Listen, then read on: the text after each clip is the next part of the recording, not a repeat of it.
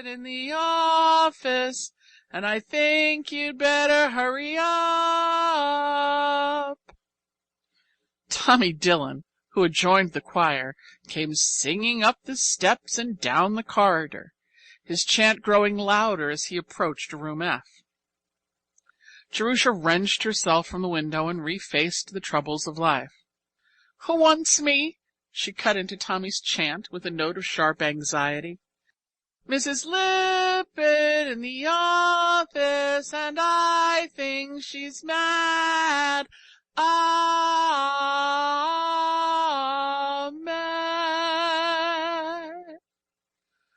Tommy piously intoned, but his accent was not entirely malicious.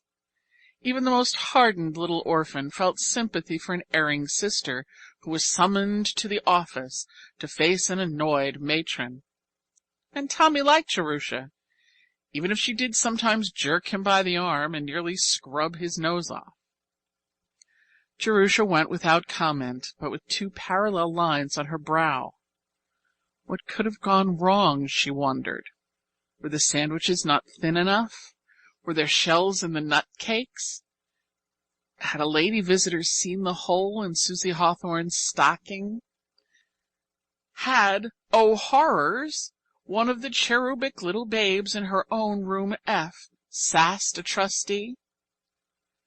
The long lower hall had not been lighted, and as she came downstairs, a last trustee stood, on the point of departure, in the open door that led to the porte-cochere.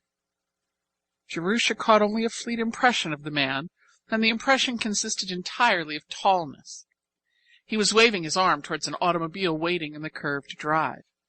As it sprang into motion and approached, head-on for an instant, the glaring headlights threw his shadow sharply against the wall inside.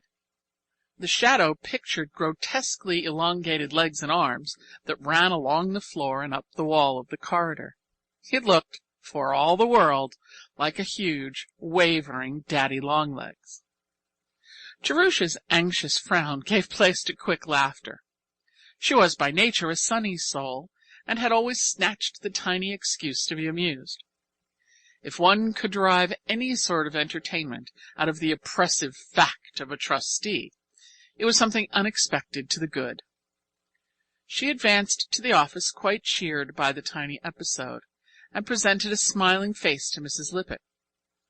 To her surprise, the matron was also, if not exactly smiling, at least appreciably affable. She wore an expression almost as pleasant as the one she donned for visitors. "Sit down, Jerusha. I have something to say to you." Jerusha dropped into the nearest chair and waited with a touch of breathlessness. An automobile flashed past the window. Mrs. Lippett glanced after it. "Did you notice the gentleman who has just gone?" "I saw his back." "He is one of our most affluential trustees, and has given large sums of money towards the asylum's support. I'm not at liberty to mention his name. He expressly stipulated that he was to remain unknown." Jerusha's eyes widened slightly. She was not accustomed to being summoned to the office to discuss the eccentricities of trustees with the matron. "This gentleman has taken an interest in several of our boys. You remember Charles Benton and Henry Fries? They were both sent through college by this trustee, and both have repaid with hard work and success the money that was so generously expended. Other payment the gentleman does not wish.